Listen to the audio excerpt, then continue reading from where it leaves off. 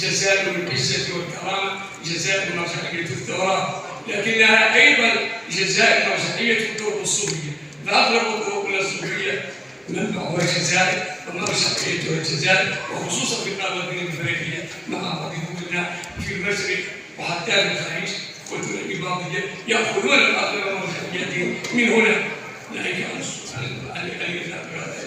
الطرق السنة.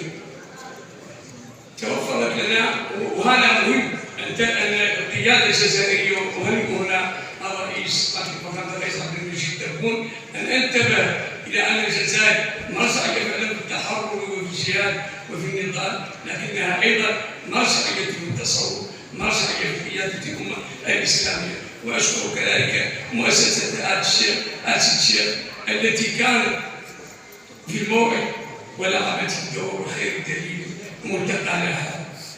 وتوفر لنا بحول الله أن نلتقي اليوم في قرداي.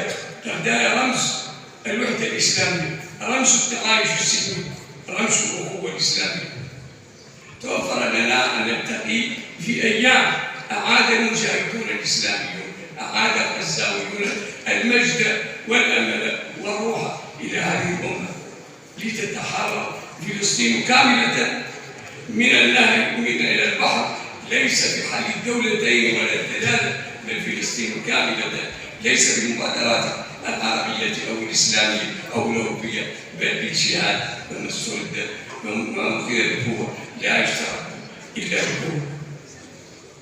إخوتي أخواتي، هنا أؤكد على ضرورة دعوة رئيس مؤسسة الشيخ الأخ حمزة آل الشيخ الذي سمى الملتقى ملتقى فلسطين، وأكد أن ننطلق من هنا بناء على هذا المطلوب، أن ننطلق من هنا ببيان نسميه بيان قرداي، نسميه بيان قرداي يدعو الدول الإسلامية إلى قطع كافة العلاقات مع الكيان الصهيوني وما يضمنه أمريكا، بدءا بأمريكا وجميع الدول الأوروبية الداعمة لها، وأن يوقفوا تصدير النفط والسمك وكل المعادن إلى هذه الدول. كما ندعو شعوب الأمة إلى النزول للشوارع لفرض هذه المطالب، لفرض إرادتها. فواجبنا اليوم ليس تربية في زاوية منقلقة، فأمة تحتاج إليه.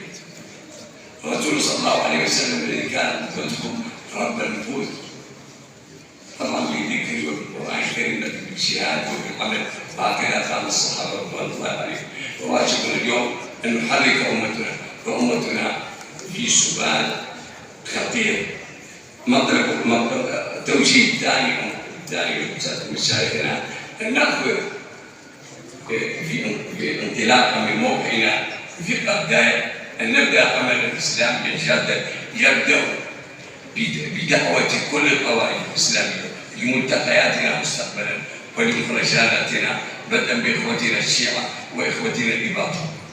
وهنا أؤكد لكم بعد التشاور مع رئيس مؤسسة آل الشيخ أننا في مهرجان الوطن الدولي للثقافة والتنمية الذي نهيئ الآن بالتعاون مع مؤسسة آل الشيخ مهرجانا كبيرا في موريتانيا تحت رعاية فخامة رئيسها الرئيس محمد الشيخ القزواني، الذي أشكره بالمناسبة على اهتمامه بالعمل الإسلامي والوطني بشكل عام.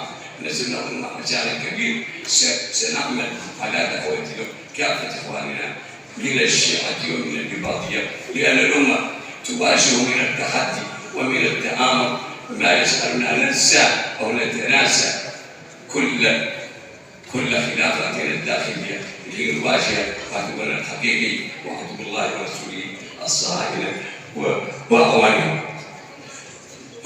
أنا واثق من نجاح مؤتمرنا هذا الذي رأته مؤسسة آل الشيخ، فهي مؤسسة مباركة، بيت مبارك، بيت صوفي نقي، بيت صوفي نقي، حتى أن أهل هذه البلاد ثقة بنقاء هذه المدرسة الشيخية لقبوا مشايخها بالبيض وحواضرها بالبيض أو بالبيض. هذا دليل على نقائها الصوفي وطيبوبتها. سادة العلماء، نحن الآن كأمة في مواجهة عدو حقيقي في مواجهة مخططات خطيرة. يعلم قادتنا أن من وقفوا منهم في التاريخ مواقف مشابهة من القضية الفلسطينية ما ماتوا لمواقفهم، بل بقوا وظلوا أحياء بيننا نتحدث بهم الآن وكأنهم ما زالوا بيننا، وأرجو من الله أن يكونوا أحياء عند ربهم يرزقون. ما ظهر عبد الناصر ولا هواري ولا الملك فيصل ولا صدام حسين ولا القذافي ولا الطارق رحمه الله مواقفهم الشريفة في فلسطين، بل عزتهم وتركتهم أحياء يعيشون معنا في الوقت الذي